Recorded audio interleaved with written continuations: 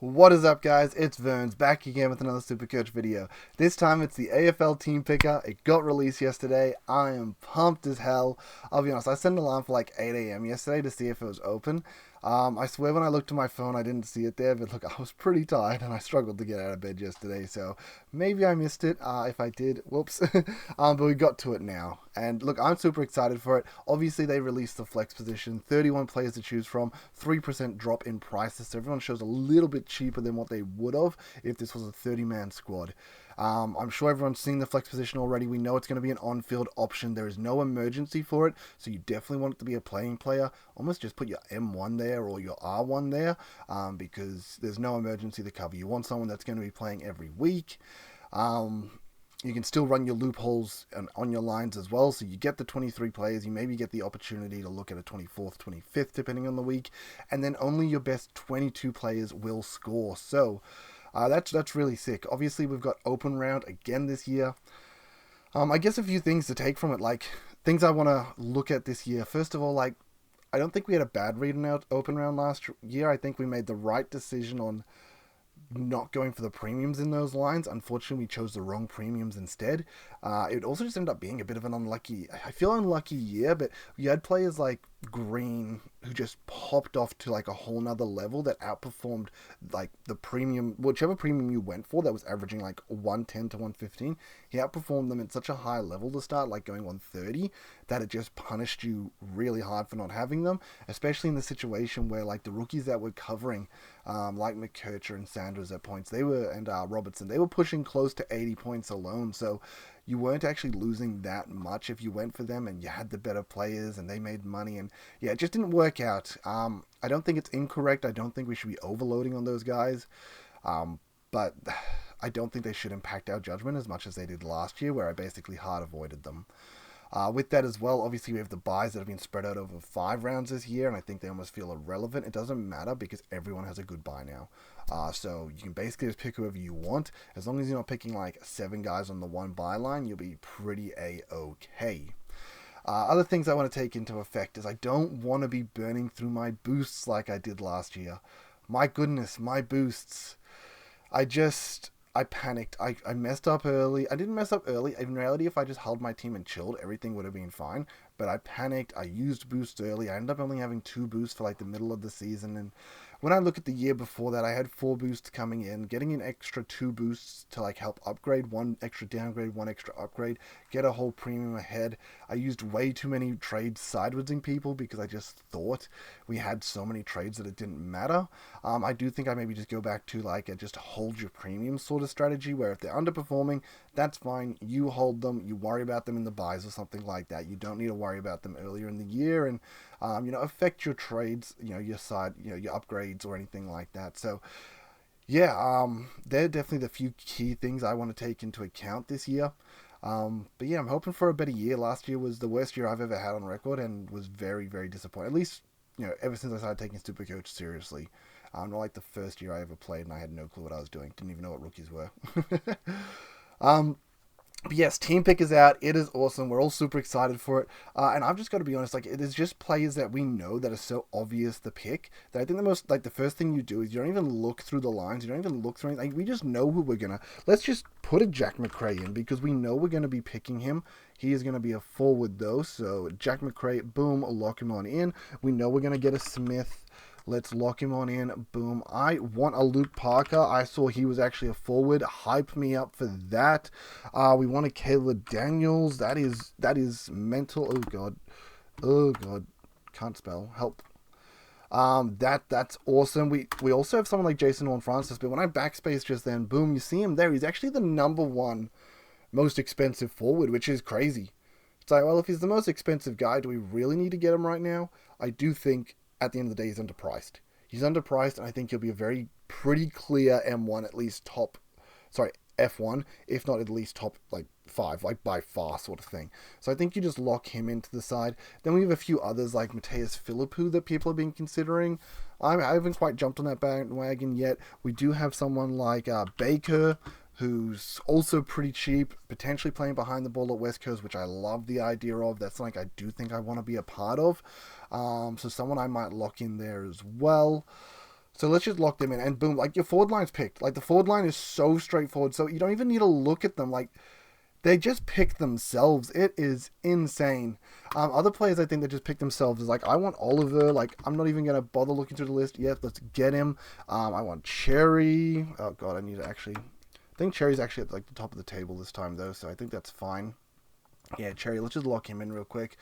In defense, I talked about it last year, but it's like I want Flanders and Sheasel. I talked about it last year. It's like who are the players that you are going to make sure you start next year?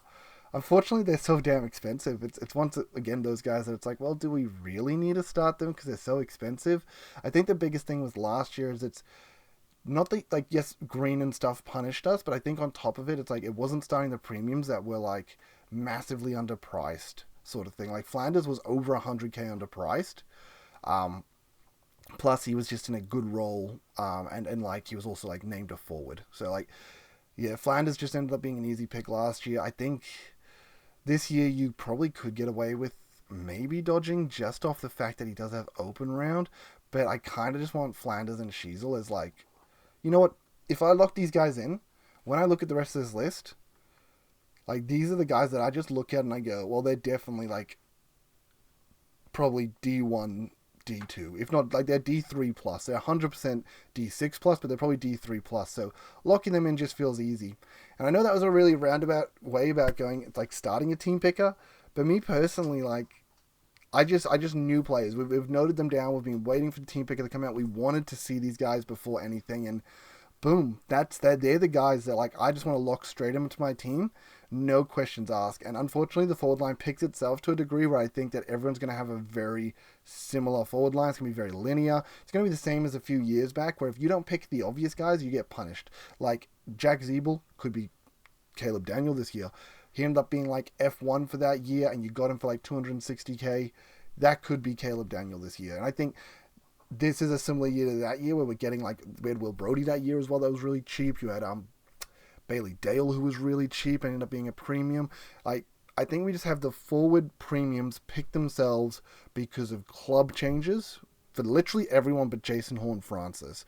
Literally club changes for most of these guys that were lacking opportunity, or had a bad role, and now they're just boom, they're back. I mean, Daniel got bevoed, obviously McRae got bevoed, Smith got bevoed and injured. Parker got horsed, which is basically the same as getting bevoed, but also he got injured, like he broke his arm, got suspended as well on top of it. A few things happened there, but honestly, Luke Parker at that price I think is an absolute steal. Liam Baker, I mean, he's playing for Richmond, but now he's meant to be playing behind the ball at West Coast, which we know is just a very juicy role. And then Horse Francis, honestly, someone that was like, people were really considering last year starting, and then this year you get to start him at a similar price tag, if not cheaper, and in the forward line. Sign me up for that. Oliver, obviously a discount because of everything that happened. I have faith in this man to bounce back. And then I also already talked about these sort of top guys. And Cherry, just an unbelievable ruck. What a back end of a year. So yeah, I'm basically just locking those guys in. Boom, let's go. That's the first thing I want to do. The other guys, I guess, that are interesting me, I could scroll through this list, but I don't really want to. I already have guys in my head. It's like Coleman. Yeah, 269k. Boom, that is beautiful.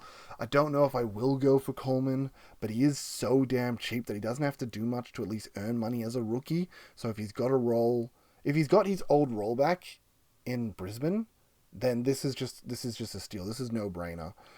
We've seen it so many years where like time after time where players have gotten injured, they've come back with a discount and they just pop off. We had Cripps a few years ago. We had Hewitt. We've had Doherty do it many times. They're all Carlton players, but like you get what I mean. It's a very common trend. So yeah, when I scroll through this list as well on defenders, just nobody really jumps out to me. I don't look at anyone and go, oh damn, like I want that player. I kind of look at them all and go like, oh, I don't know, like I'm not too sure about these guys. Maybe I'll just like wait for the season to unfold and then I can make that decision if I actually want these guys. So yeah, that's how I feel about most of these top end guys. Oh my gosh, how did I skip him? Perryman was the other one I really wanted to jump in. Yeah, I'm keen for him at Collingwood. I am very keen for him at Collingwood. Could be basically a premium defender for us this year, but with a discount. Like as super coaches are on his price. So like I really like the idea of that. He is a gun. Obviously the way Collingwood system works though, it can be sometimes hard to score, but he is priced at 77. Even if he can get towards that 90 to 100, could be 100k underpriced. And yeah, I just feel good about that. I feel good. I want to just lock that on in, no questions asked. But yeah, when I scroll through the rest of these, Nick Haynes did obviously go to Carlton. If he ends up as a running back, definitely someone you have to consider. But we will worry about that at a later date because, we want to see the preseason unfold before I sort of make that call. But yeah, nobody else that really jumps out to me from this list when I'm scrolling on down. So I do think it ends up just being sort of, you just fill it with rookies to sort of go from here. As you guys know, I'm not really like a rookie guru or anything like that. I don't know all the rookies. So when I'm picking rookies, I'm probably just picking the most expensive rookies to just fill slots. Here we go. Rookie there to fill a slot. Rookie there to fill a slot. Bo Allen. I feel like I've heard good things about him. Let's just throw Harrison. Boom. And we just filled it with some rookies. And they're more expensive rookies. I do always like the idea of putting more expensive rookies in because it's unrealistic to put in like these 119k guys. That's going to be like the new 123k price. Yeah, it's like 119k, 120k, I guess we round up. 123k is now these 120k guys. There's no point in putting them in, and then you get a team that squeezes in by 5k, and then it rolls around to the start of the season, and you realize that, first of all, none of them are playing. Second of all, you, want to make adjustments, but you can't, and you can't go down from these guys. If anything, you need to be going up on most of them, because you're going to need some of these high-tier rookies later. You're going to need to start high-tier rookies. That's what you do. Sort of how it's been the last few seasons, where you pay up for the rookies, and you're going to get punished if you don't. Now, the other guys we're going to go for, we're going to quickly throw DeConning in there, and we're going to throw Matt Flynn in there just to quickly round out the ruck line. I just like that. DeConning's upside's just really good, obviously, and Flynn, if he's actually back in playing, he's so cheap that he should make money at that price. So we will jump to midfielders, and midfielders I find really, really hard, because nobody jumps off the page at me and makes me go, yes. In fact, they drop off really fast. Look how quickly we get out of the top 600k. I feel like last year we had 20 guys in the 600k plus, and we're out of it so quickly this year. I know it's a 3% decrease, so maybe I'm being a bit harsh looking at that. But yeah, none of these guys really. I don't know. I just don't have any of these guys that I just scream at me, pick me. Greens ended up actually very cheap, which is funny. Walsh always has those back issues, so someone I think I'll avoid. I think I just want to lock in Sarong as sort of my guy. That's just kind of who I want to go there. And then we have other people like Ashcroft that we have to consider. Obviously, we've got his younger brother who's come through the draft. But then I think I just end up putting a lot of rookies here. I don't think there's too many mid prices I can think of at the top of my head. We have Connor Rosie, who's pretty cheap. Adam Chera, who's pretty cheap. So they're potentially guys you look at. Obviously, Reed for a second year breakout definitely could be a shout. But once again, we'll track those through preseason to help make that decision. Right now, I think we're probably just throwing rookies in there. And this might sound weird throwing so many rookies in because you only filled in 3 sort of premium prices, if not one of them being a mid-pricer, and that just kind of screams to how much money I'm putting into that forward line. We actually can't afford more guys, so we're just going to pick top-end guys at the moment. Not Will Brody for now. Sure, Langdon, Harvey, and yeah, we'll just go with that.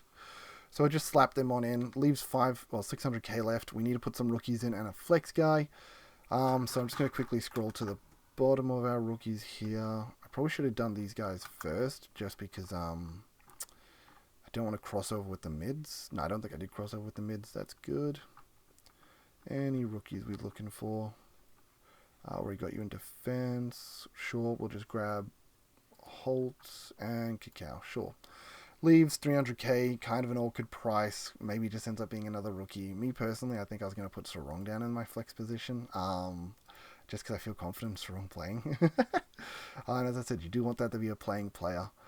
It ends up a bit awkward that kind of money. I do think if you go something let's go Coleman down, you put 160k, it still ends up a little bit awkward. Maybe if we end up going Baker up, like Baker down. Let's go Baker out. Put in another rookie in this slot for now. Just a guy. Just want to put a guy in. Sure, I like the name Closely. We saw what happened last year with Closey. No, let's just put Elijah Hewitt stuff. It doesn't really matter. What does it matter? It doesn't matter. Rookies don't matter right now. It's really about the premiums we pick. And then it leaves us at least some money to pick a top-end premium. I'll be honest, the only other like midfield top-end premium I want, it's Zach Butters. I gotta be honest. Like, I think it has to be Zach Butters.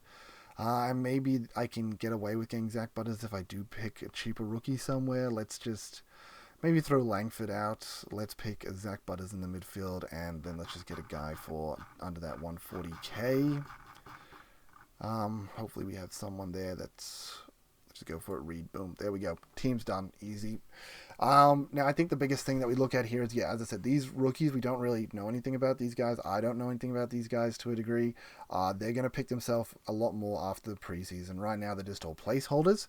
It's really about the premiums that we're looking at. So I could probably just go ahead and delete all these rookies, and then you look at the premiums. I do find it a little bit awkward. I do think I'm kind of missing premiums to a degree.